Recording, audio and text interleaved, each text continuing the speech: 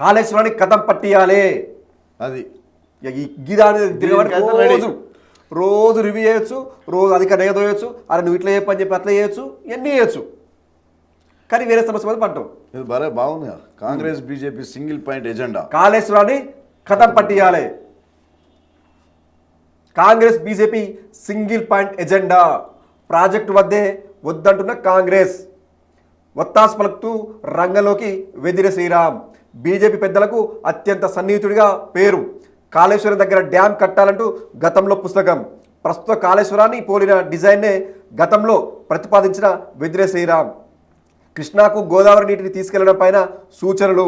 ఇప్పుడు అదే కాళేశ్వరం ప్రాజెక్టుపై విమర్శలు. బీజేపీనే రంగంలోకి దించినట్లుగా సమాచారం.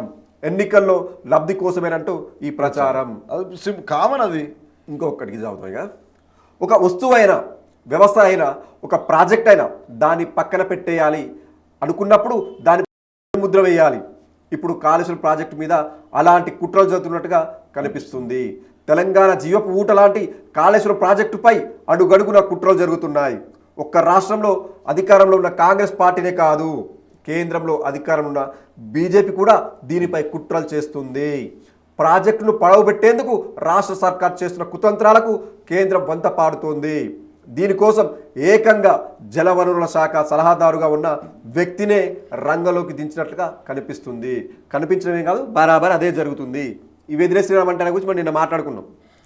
పచ్చి బీజేపీ నేత ఒకప్పుడు ఇది కాళేశ్వరం కడుతున్నామని చెప్పేసి గత ప్రభుత్వం ఏదైతే తీసుకొచ్చే ప్రతిపాదనలు, ఓహో బ్రహ్మాండం ఇట్లా కట్టాలి, ఇది కడితే రేపు భవిష్యత్ తరాలకు బాగుంటుందని ఈయన కథలు రాసి పుస్తకాలమే రాసిండు. ఎవరు? ఈ వెదిరే శ్రీరామ్ అంటే ఆయన. ఇది కాళేశ్వరం కడుతున్నప్పుడు. ఈరోజు ఏమైంది? మరి నువ్వు ఆ రోజు పుస్తకం నువ్వే రాసినావు, బాగుందని నువ్వే సలహాలు ఇచ్చినావు. దీని ప్రాణహిత దాని కాళేశ్వరానికి జాతీయ హోదా ఇవ్వాలని చెప్పేసి బీజేపీ నేతతో కలిసి అప్పటి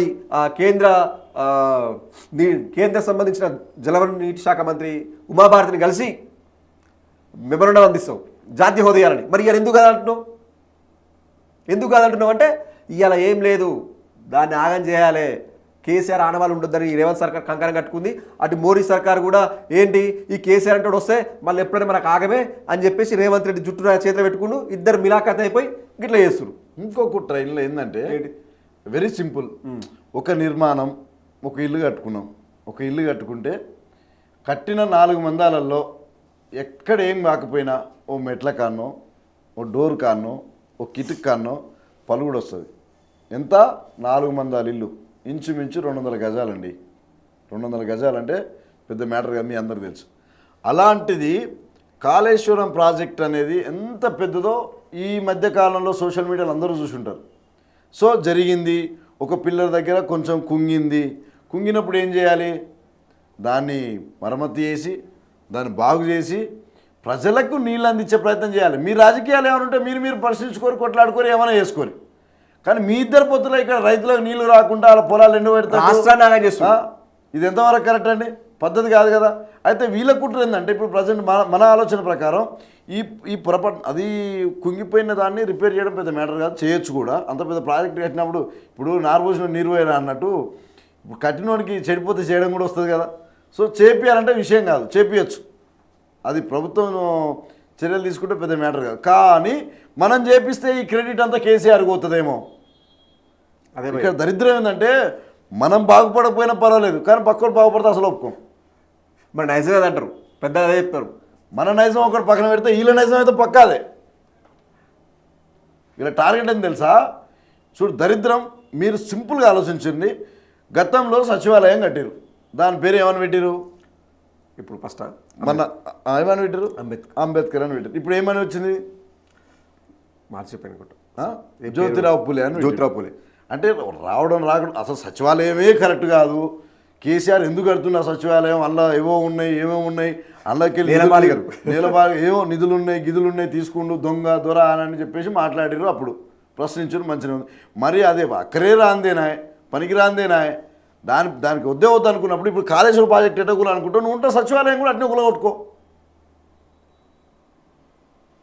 ఇప్పుడు ఉన్న సచివాలయంలో క్రాక్ వస్తుంది. ఇదంతా మొత్తం మామూలుగా కట్టలేదు, మంచిగా కట్టలేదు, సరైన దానితో కట్టలేదు అని కులగొట్టి మళ్ళీ కడతావా? కట్టు. లేకుంటే ఆ సచివాలయంలో పలిగిన కాడ నిర్మాణం చేసుకుంటావా? గదులు మార్చుకున్నావు, ఇది ఎట్లా మార్చుకున్నావు? గది కూడా గట్టినే చేయి. మొత్తం కూల్చివేయాలని ఎందుకు అనుకుంటారు? మీ అన్ని మార్పుల కోసం ఎంతసేపు నా అధికారంలోకి వచ్చినావా? అంబేద్కర్ తీసేసినావు, జ్యోతిరావు పూలే పెట్టినావు, అది అయిపోయింది. కాళేశ్వరం మీద పడ్డావు. ఎందుకంటే ఇది అన్ని పనులు ఎవరైనా అడుగుతావు అని చెప్పేసి ఆ గిత్త కుంగిందనుకో ఆ కాళేశ్వరం ప్రాజెక్టుని వాడి కాళేశ్వరం మేడిగడ్డ అంటే మేడిగడ్డ లేదు, కాళేశ్వరం లేదు. అసలు నీకు ఏది రాదు. దీని ఇంకో ప్లానింగ్ ఉంటుంది ప్రసాద్. ఏంటంటే ఇప్పటిదాకా వీళ్ళు కాంగ్రెస్ వాళ్ళు చెప్పారు ఏమని, మేము ఆడ కట్టాం ఎట్లా మేము మేడిగడ్డ ముట్టుకోం కానీ మేము పోయి తుమ్మిడిహెట్టి దగ్గర ప్రాజెక్ట్ కడతాం మొదటికి చెప్తారు. ఇది ఇక్కడ మామూలుగా ఏంటంటే ఇక్కడ ఉన్నదాన్ని ఎందుకు రిపేర్ చేసా క్వశ్చన్ వచ్చింది జనం నుంచి కామన్ గా. ఇప్పుడు ఏం చేయాలి, దాన్ని కవర్ చేసుకోని చెప్పేసి ఈయన ఎవరంటే ఈయన నీటిపారుదల సంబంధించి సలహాదారు, కేంద్ర జలవనరుల శాఖకు సంబంధించిన సలహాదారు వెదిరి శ్రీరామ్ అంటారు. ఈయన సలహాదారు పంపించినప్పుడు ఈయన ఏమనిపిస్తుంది అంటే అధికారికంగా అనిపిస్తుంది. సలహాదారుడు కాబట్టి చెప్పిన నిజమే అనిపిస్తుంది చెప్పి ప్రజలు తప్పుదో పట్టించి మన పని మనం చేసుకుందాం, మనం కూల్చాలనుకున్నాం కదా అట్లా చేద్దామని చెప్పేసి ఒక కుట్ర, ఇదో కుట్ర పూర్వకంగా ఈయన తీసుకొచ్చి ముంగడ పెట్టారు. ఏమైంది ఇప్పుడు నువ్వు పిల్లి కన్ను ముసుగు పాలు దాత చూడరాకుంటే ఎట్లా? ఆ సమాజం అంతా ఏం చేసింది నిన్న చూపించిన మన దాంట్లో ఈయనే వెదిరి శ్రీరామ్ అనే వ్యక్తే ఈయన కాళేశ్వరం ప్రాజెక్ట్ అద్భుతం మంచిగా ఉందని చెప్పేసి ఆనాడు ఈయనే చెప్పిండు. డిపిఆర్ అన్ని చూడకుండా నేను పిచ్చి మాటలు మాట్లాడిండు. ఈ రకంగా చేస్తుండు. ఆ రోజు మంచి అన్న ఈయనతో చేయని చెప్పించారు. నమ్ముతారా జనం? మీరు ఏం చాటలు మాకు తెలియదా? ఏదైనా సమాజం కనుక్కోదా? ఆ మాత్రం తెలియదా? తెలంగాణలో సామెత కూడా ఉంటుంది, పిల్లి అంటే కళ్ళు మూసుకొని పాలు అట్లా మీరు అనుకుంటే పొరపాటు, అది పొరపాటు. మీరు చేసే ప్రతి అడుగు, మీరు చేసే ప్రతి పని పైన మీరు అనుకోవచ్చు, మీరే అనుకోని, కానీ ఈ తెలంగాణ సమాజం మీ పైపు చూస్తూనే ఉంది. ప్రతి ఒక్కరు మీరు అబ్జర్వ్ చేస్తారు. మీరు వేసే ప్రతి అడుగు, మీరు చేసే ప్రతి పని, దాని వెనుకున్నది ఏంటి అని అది ప్రతిదీ గమనిస్తూనే ఉంటుంది. చెప్పాం కదా, ఇది మీరు చేసే కుట్రలో పూరితంగా ఈయన తీసుకొచ్చి ముంగడ పెట్టారు.